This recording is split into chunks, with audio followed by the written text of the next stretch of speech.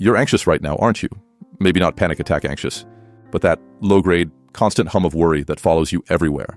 That voice in your head that says they're judging you when you walk into a room. That feeling in your stomach when someone says, let's go around and introduce ourselves. That dread when your phone rings and it's a number you don't recognize. I get it.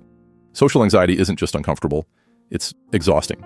It turns simple interactions into mental chess matches where you're constantly calculating what to say, how to stand, whether you're talking too much or too little. And talking to strangers, that's the final boss of anxiety. But here's what nobody tells you. Controlling anxiety isn't about eliminating it. It's about managing it. And managing anxiety, even around strangers, is surprisingly simple. Not easy, but simple. The techniques aren't complicated. You just don't want to hear them because they require you to do the one thing anxiety hates. Face it directly. First, let's call anxiety what it really is. A false alarm. Your brain's threat detection system going haywire, treating a coffee shop conversation like you're facing a hungry lion. Your palms sweat, your heart races, your thoughts spiral. All because your ancient survival mechanism can't tell the difference between social rejection and actual danger. But you're not going to die from an awkward conversation. The stakes aren't life or death. They're not even close. Once you truly understand this, everything changes. So how do you actually control anxiety when talking to strangers? Let me break it down into actionable steps that work even when your brain is trying to convince you that everyone hates you. The first technique is what I call the 3-3-3 reset. When anxiety hits, focus on 3 things you can see, 3 things you can hear, and move 3 parts of your body. This immediately pulls you out of your spiraling thoughts and back into the present moment. See that plant, that coffee cup, that person's blue shirt, hear the conversation nearby, the music playing, the traffic outside, wiggle your fingers, rotate your ankles, roll your shoulders. This takes less than 30 seconds, but resets your nervous system. It works because anxiety lives in the future. What if they think I'm weird? While the 3-3-3 reset anchors you firmly in the now. The second technique is anxiety exposure. Most people try to avoid situations that make them anxious, which actually makes anxiety worse. Instead, gradually expose yourself to increasingly challenging social situations. Start small. Maybe ask a store employee where to find something. Then work up to bigger challenges like striking up a conversation with someone in line. Each time you survive a social interaction, and you will survive, your brain learns that the threat wasn't real. It's like building an immunity. Each exposure strengthens your resistance to anxiety. But what about when you're actually in the conversation? That's where the curiosity mindset comes in. When you're anxious, you're focused on yourself, how you look, sound, and are being perceived. The solution? Get genuinely curious about the other person. Ask questions. Listen to their answers. Follow up with more questions. Not only does this take the spotlight off you, reducing self-consciousness, but people love talking about themselves. They'll walk away thinking you're a great conversationalist when all you did was show interest. Think about it. Have you ever disliked someone who seemed genuinely interested in you? Probably not. Curiosity is both an anxiety reducer and a likability booster. Now, let's address the physical symptoms of anxiety because they're often what give us away. The shaky voice, the sweaty palms, the racing heart.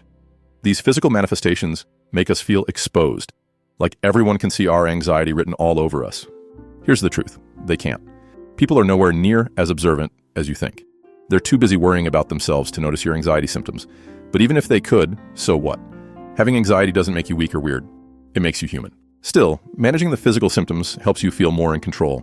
The physiological sigh is a breathing technique used by neuroscientists and elite athletes. It's simple.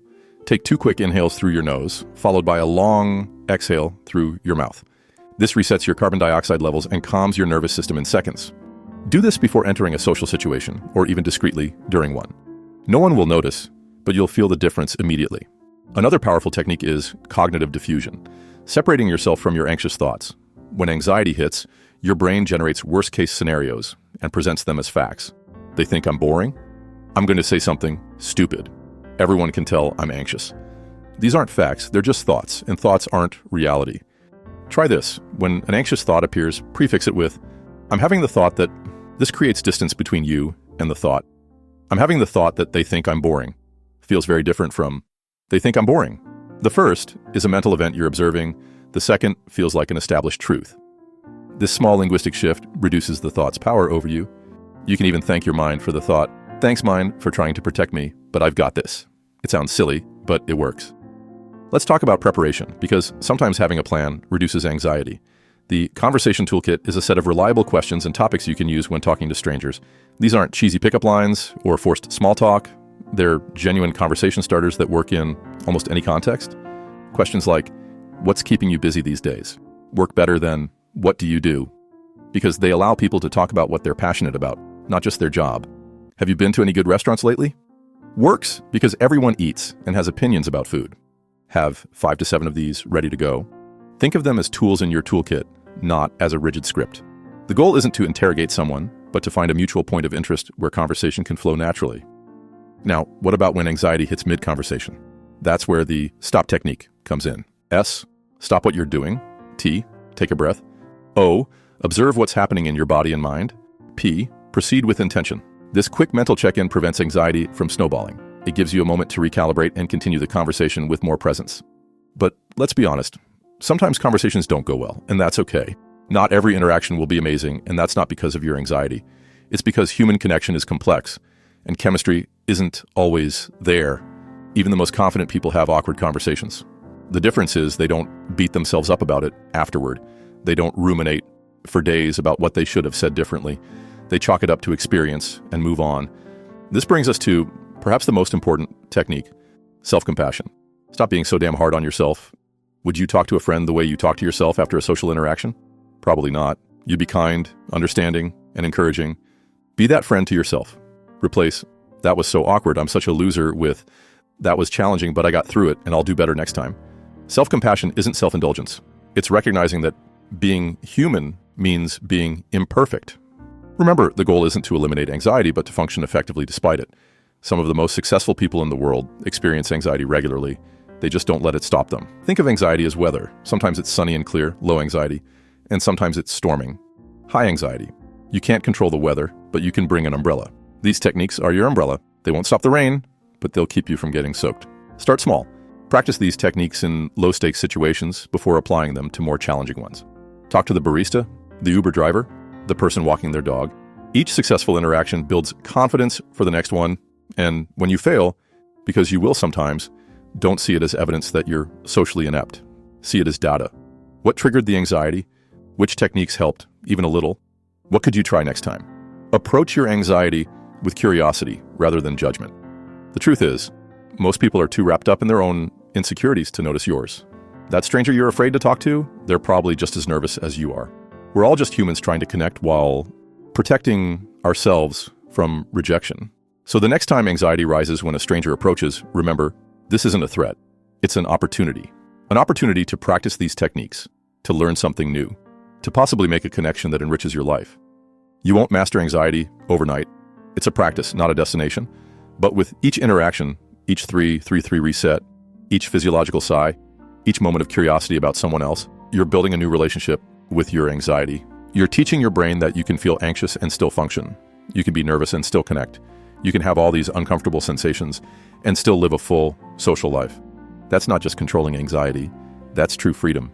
The world isn't going to stop putting you in situations that trigger social anxiety. There will always be meetings, parties, and conversations with strangers, but you don't have to let anxiety control your life anymore. So the next time you feel that familiar knot in your stomach before talking to someone new, remember, your anxiety isn't the problem. It's your relationship with anxiety that matters. And that relationship can change starting today. If you found this helpful, hit subscribe for more no BS advice on emotional clarity. I post new videos every week that cut through the fluff and give you actual tools you can use. And if you've tried any of these techniques or have your own strategies for managing social anxiety, drop them in the comments below. I read every comment, and I'm always looking for new perspectives to share. Until next time, remember, you don't need to be anxiety-free to connect with people. You just need to be anxiety aware.